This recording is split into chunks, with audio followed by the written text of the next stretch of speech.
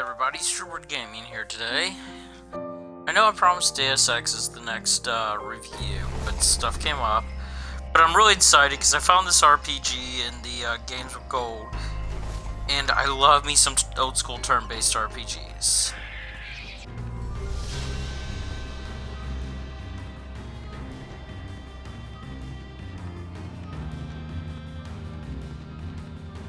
That took an incredibly long time to load for the first time.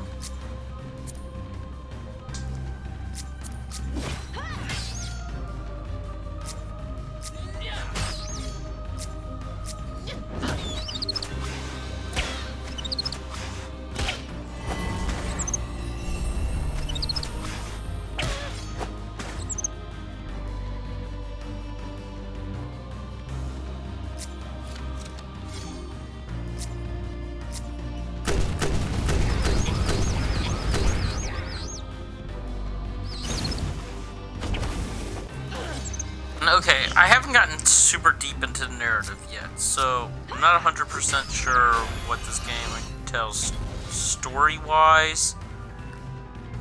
But based on what I can gather, I believe the world has gone to a technological revolution in this game, but there are artifacts from a very magical past.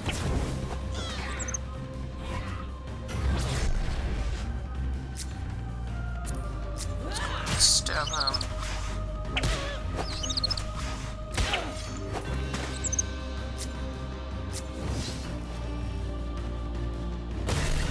So, that's what I got from the gist of the story so far. As I said, I haven't gotten too far in. I'm hoping to get further in, because this game is interesting to me. Graphics are really interesting given the situation. They're not hyper-realistic like some RPGs. They're not over the top like some RPGs. They are satisfactory to what they're doing here.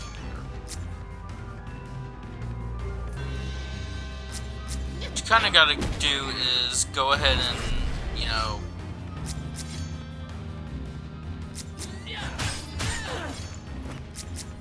stab himself or something.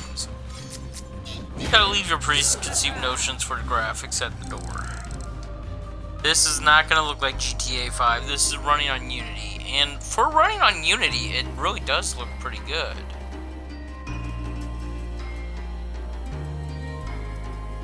So what's going on here? Let's see.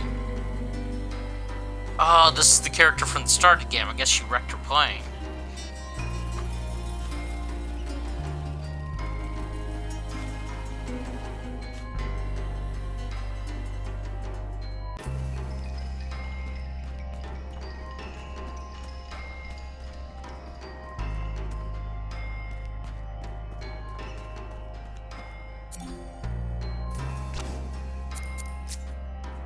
You also have these cards for the bestiarity, which is kind of cool. It doesn't give you a whole lot, but it does do the job.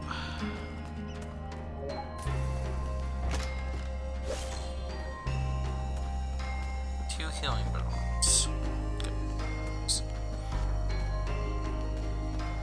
But this does follow your old school RPG archetype. The one big difference, and I'll get into that in just a second once I level somebody.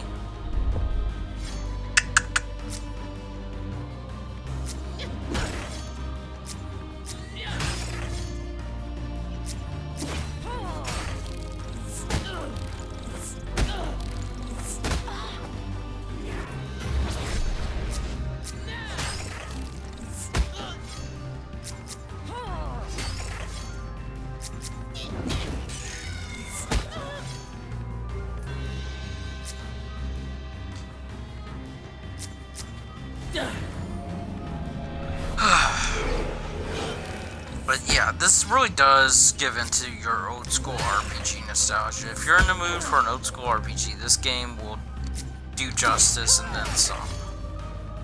Something really unique. I'm glad this was free with Games for Gold. I would have bought it, quite honestly. From what I'm playing so far, I like it. I probably would have bought this game. Let's go with Blood Shout. So graphics are serviceable. They're not gonna blow you out of the water. Mainly because the fact is, they're not meant to. This is made on freaking Unity. Now, I know Unity can do some pretty spectacular stuff. I know, like, the Slender Man games are made on Unity.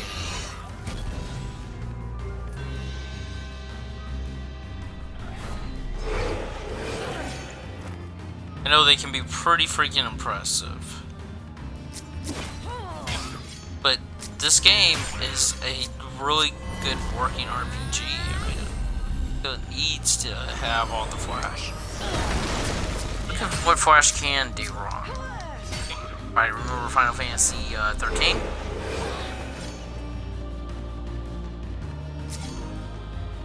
Really good game as far as graphics go and as far as cutscene goes, but really shallow gameplay and story.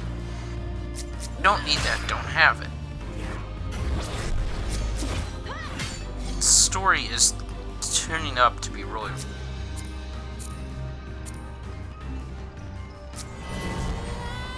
I hope this game gets a sequel. I've played so far. The puzzles are interesting. The gameplay, yeah, it's your standard RPG fare. That's not a bad thing, though.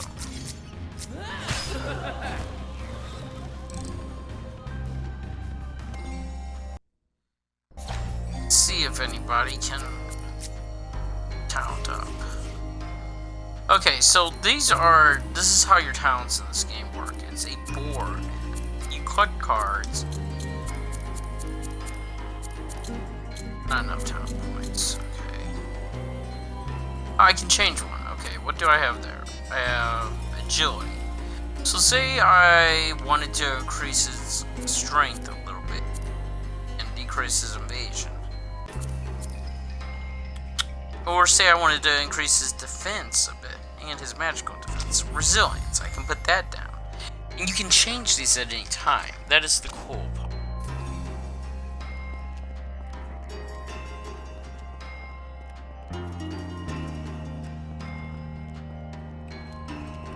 I normally give a rating to story, but that's normally because I play the game all the way through before reviewing it. And this was just so captivating from the start. I haven't had time to finish.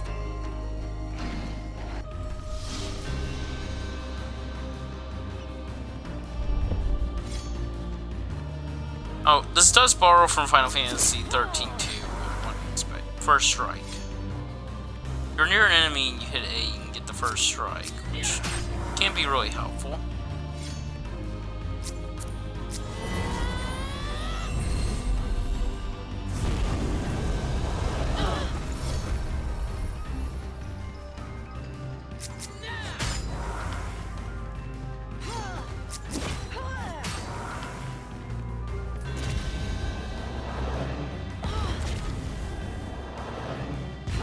Let's see what we got here.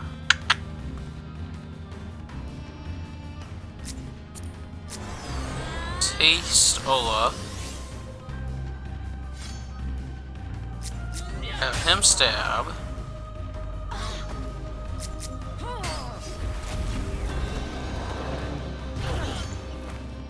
And this game is not a walk through the park either. I know I've been making it look pretty easy, but that's because I've been doing stuff right in here too.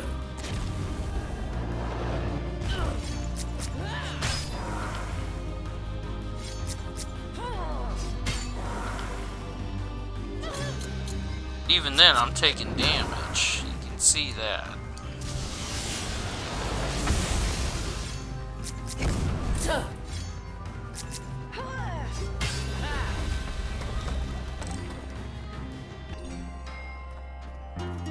How do other components of this game stack up? What about graphics? As I said, this is a unique game, so graphics are not going to be out the park amazing, but they're serviceable. They do their job, and they do their job pretty well, actually. I've been having a lot of fun with this game, even with its graphics. I like the cell shading that it did.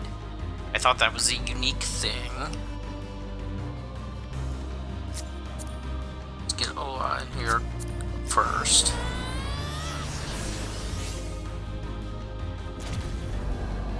And I like that they can make it look as good as they did make it look for being an old school style, you know, RPG. Didn't skimp. They could have. They didn't.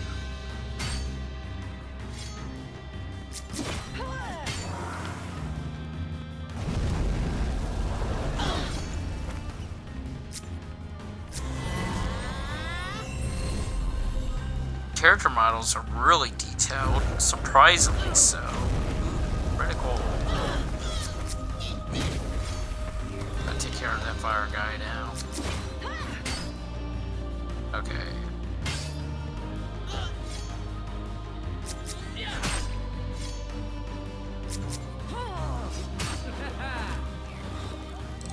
I love also that you have to learn. It's not a walk through the park type game. You actually have to learn. Ooh, I can now show you the talents. Okay, so we have a talent board here. So let's go ahead and lay down another talent. Here, agility, might. Let's do might. So I have another talent laid down, which raised my abilities. That is pretty cool, I gotta admit that.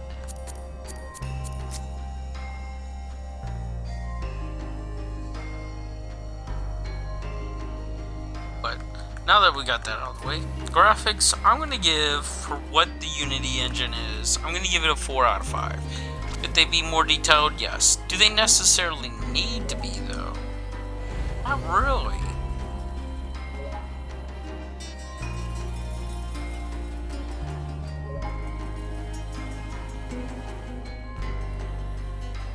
I haven't been this way before, guys, so anything could happen. Okay, so onto the gameplay. This is your normal RPG fare. The way they mix it up is talents, which is the talent board. You use cards to increase your stuff with. Bonds, which you can learn more effective attacks with by strengthening. Abilities, which are your normal attacks. Items, which self-explanatory, they're items. There's a tutorial if you ever want to see anything over again. A map system, which is not impressive. You know, I would have preferred something that shows me where I'm going, or where I might need to be going.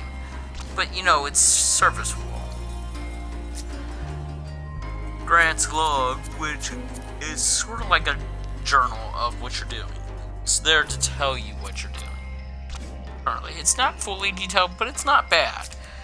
Bestiarity, which has these nice looking cards, and as you learn, splitting rooter, it shows what it's strong against, what it's weak against. Let's see somebody I haven't fought. Okay, sand beetle. I haven't fought a lot of those, so it shows me what I've learned it's weak against, but won't show me what it's strong against. At the bottom, you have your boss cards. Those aren't going to have any actual details because you're not going to fight those guys again, but it's still something nice to have. You know, it's something that's pretty cool. Then you have your settings. You got your music volume, your ambience volume, your sound volume, your text speed, and then you can exit the game to the main menu.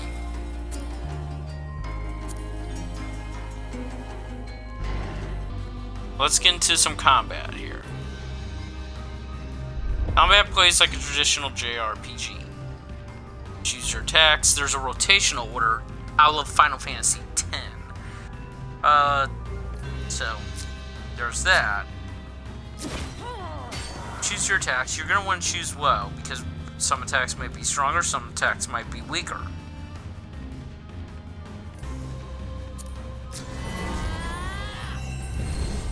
Also, the bunny guy is my healer. This guy is really weak against direct stabbing.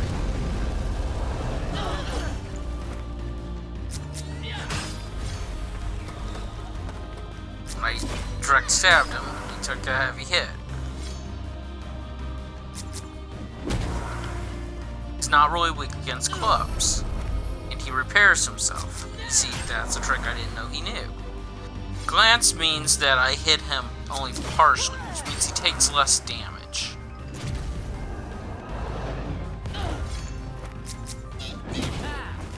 You can win with characters that are weaker to that character, though. You just have to know how to use everything together.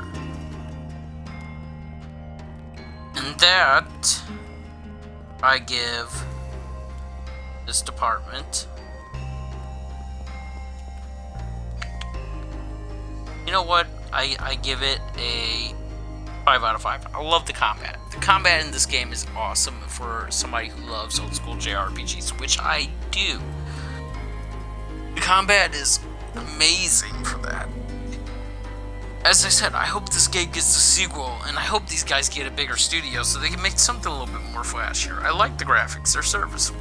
And I would say, guys, if you get with a bigger studio, and you can do something flashier, keep the cell shading. It's amazing. It's a great cell shading. It's perfect. Keep the cell shading. Do it. Okay, on to audio. Each audio remember effect to where you are. Listen to this for just a second.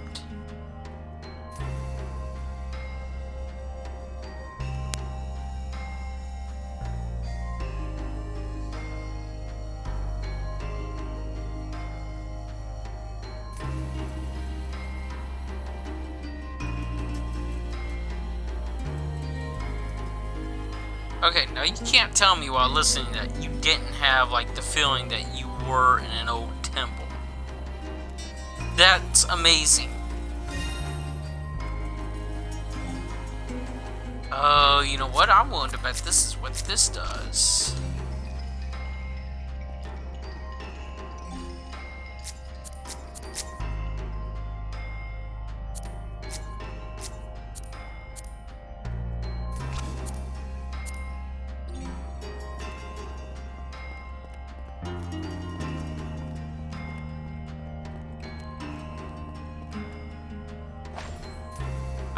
Okay. So I just discovered you hold down the right bumper, that'll give you a character switch. So like this puzzle right here, shorter characters can get through there. That's pretty awesome. But on to what I was saying on audio. The audio is amazing. You have footstep sounds, you have weapon sounds that directly sound like they're weapons. You freaking have some of the best music I've heard in a game in a long time that actually fits its ambiance and its mood. Audio gets a 5 out of 5. So, we reviewed what I could, because I haven't gotten too far in the story. Story, from what I understand, if I had to give it a score right now, I would say a 4 out of 5. The only negatives I find with this game is a lack of a corner map to help direct me a bit, which I'm adaptable to. I played old school Tales games, so I'm adaptable to that. And really lack of direction when the quests are being handed to you. I kind of had to think that I saw the characters who kidnapped my main character's uncle, who's a hammerhead shark for some reason. Hopefully that'll be explained in the story. But, you know, I really had to go and remember that, oh, these guys that kidnapped them. First time I ran into them, they were at the temple. That's probably where they still are. Those are my only 2 complaints. So with that, I give EARTHLOCK, Festival of Magic, a 4 out of 5. There's some issues with the game that they can fix in a sequel. But the game is definitely fun, and if you were looking for an old school RPG, this definitely gets my recommended play seal. Play it, especially right now. If you have Xbox Live Gold, it's free. Anything that's free is worth play. Heck, if Duke Nukem Forever became free tomorrow, I would play it. I wouldn't spend $20 on it. I wouldn't spend $10 on it. But if it became free, I would play it. But this, even if it wasn't free, I would have spent the $30 on it.